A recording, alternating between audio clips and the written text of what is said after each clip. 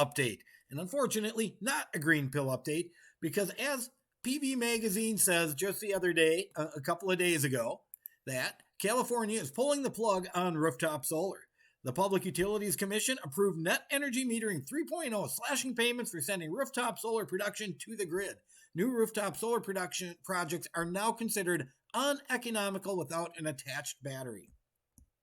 Well, they tried doing this in Minnesota a number of years ago. I wrote an editorial to the Star Tribune that made a big difference, and the legislature quashed this idea. They just tried this again recently in Florida. Once again, I wrote a letter to the editor in the News Press in Fort Myers and Naples. That made the newspaper. And shortly after, Governor DeSantis, boom, vetoed it. It had gotten through the legislature. But what's the two things in common there in those two states? And the one thing that I think is in common here is that the power companies were behind trying to abolish net metering. Now, before we get started, what is net metering? Net metering is the fact if you're producing extra energy during the day, boom, your power goes up the grid to your neighbors. And when you need it at night, boom, it comes back and you get it on a one-for-one basis. Meaning it doesn't cost you anything for them to store your energy, although typically there is a solar hookup fee charged for using the equipment. So it was a great incentive in order to help people install these systems because battery banks are so expensive to store power. But that is changing now, and it looks like California is going to lead the way after both Florida and Minnesota quashed this idea. No, thank you. The California Public Utilities Commission, CPUC, unanimously voted to approve Net Energy Metering 3.0, slashing payments for excess solar production sent to the grid by 75%. CPUC voted to cut the average export rate in California from 30 cents per kilowatt hour to 8 cents per kilowatt hour. In other words, when someone's making extra energy during the day, they used to pay them 30 cents on average because that's what the retail rate was there.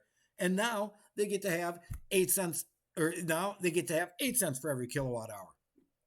These cuts are effective April 15th, 2023. So basically you have to have your system hooked up before then and running before you want this to happen. Customers who have new systems installed and approved for grid interconnection before the date will be grandfathered. Grandfathered is a good thing when it comes to solar power and net metering. During the vote, the commission said the balancing of costs and benefits continued to be quite generous under the decision. Of course they do. Currently, average net metering rates range from 23 to 35 cents per kilowatt hour. The new proposed decision cuts those rates to 5 to 8 cents per kilowatt hour. This is set to be the largest cut of export rates in U.S. history in a market that represents nearly 50% of the nation's residential solar market. Payments were cut as a result of the reported cost shift where non-solar owners cross-subsidize solar owners for maintaining the grid. The utility-backed concept suggests that poorer Californians are paying higher utility rates to pay for lost profits that utilities endure in order to pay solar owner for delivering clean energy to the grid. So basically, they're trying to say that everybody else is paying for the solar people, and that might not be true. Lawrence Berkeley National Laboratory studied the effect and found that for the vast majority of states and utilities, the effects of distributed solar on retail electric price will likely remain negligible for the foreseeable future. The study found that distributed solar likely entails no more than 3 cents per kilowatt hour long-term increase in U.S. average retail electric rates, and far smaller than that for most utilities. Far smaller than that for most utilities. Just got to say that again. So that paragraph right there, right here, completely contradicts where they're trying to tell you that the poor people are paying for the rich people. As exported power loses its value, Californians now have their hand forced to adopt batteries with their solar installations if they want a reasonable return on investment. Return on investment periods are estimated to move from an average from 4 to 6 years to 14 years. Can you believe that? So the California Public Utility Commission has decided that we are going to change the investment portfolio in an instant, no matter what it does to these businesses.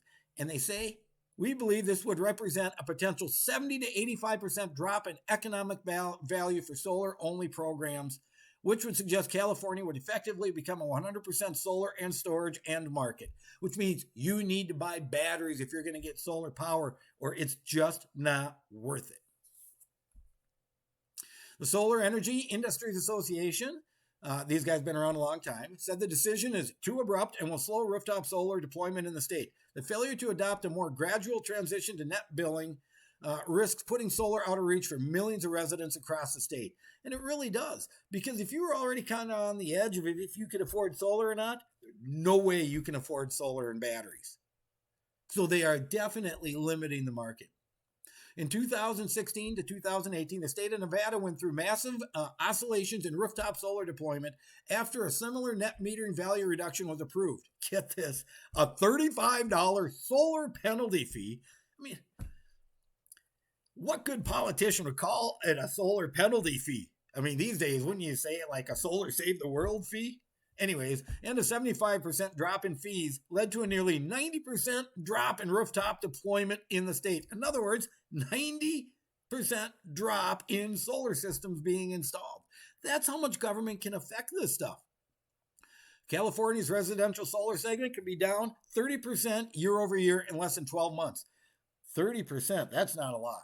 But then, the rates in California are a lot higher than they typically are elsewhere.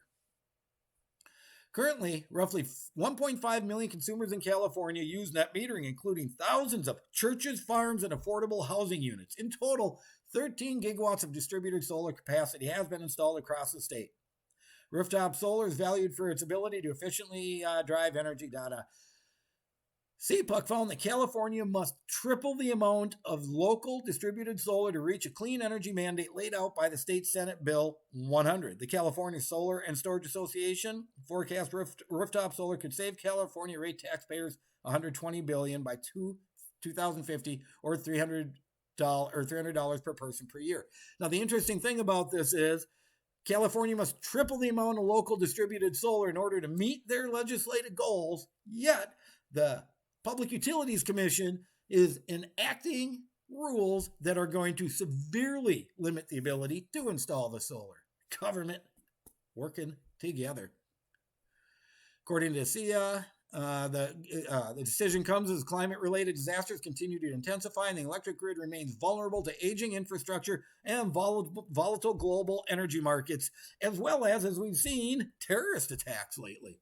Distributed solar and storage help strengthen the grid and boost our resilience to these threats. Well, if I got the battery banks, why would I even want to be on the grid?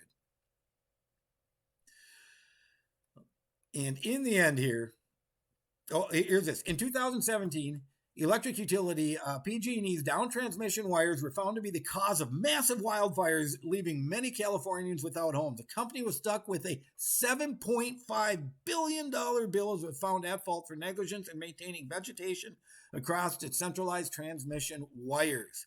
Well, so everybody's going to incur the cost of that because they didn't do their job. And one way they're going to incur the cost of that is by going after you nasty people with solar power who already have played the game. Okay, Kelsa, we already mentioned them up there, called the new decision a loser for California. For the solar industry, it will result in business closures and the loss of green jobs. For middle class and working class neighborhoods where solar is growing the fastest, it puts clean energy further out of reach. For our grid reliability needs, it failed to promise robust growth in the battery storage market. And for California's race to clean energy, it puts us behind our goals and out of step with the national pro-solar agenda. So while California is taking a definite step backwards in the renewable world, places like Minnesota and Florida are maintaining the status quo and leading the country. Other places where you have net metering, you need to be careful and keep an eye on it for yourself. Because you think this isn't going to happen there too, you're nuts. Power companies are like anybody else. They're greedy. They want to make as much money as they can. Power companies who are taking your money and maintaining their profits, power companies who have a monopoly, a government-enforced, government-ruled monopoly, government-controlled monopoly, are using your money to lobby the government to take even more of your money, especially in California, where their negligence caused all this damage. So instead of, say, the people in charge not getting their bonuses for not doing their job, they're going to hit you up in your green energy in your house and tell you that you're the problem for the poor people in California. Well, you know what's going to come next, out in California probably first, is they're talking about taxing energy production. So they're going to want to come to your house and put a little meter on your house for your system, figure out how much energy you're making for yourself and tax you on it. Trust me, trust the turbine guy. That's going to be the next story coming up in California in a year or two here. Now, if you are in need of a battery to put with your solar system, or if you want to DIY an entire system with a battery bank out in California, give the turbine guy a call. I can custom design a system for you. We can get it shipped right to you, and I'll be there for all the technical advice you need. There you have it, folks. Turbine guy, green pill update. Once again, letting you know the world of green energy. Turbine guy, signing off.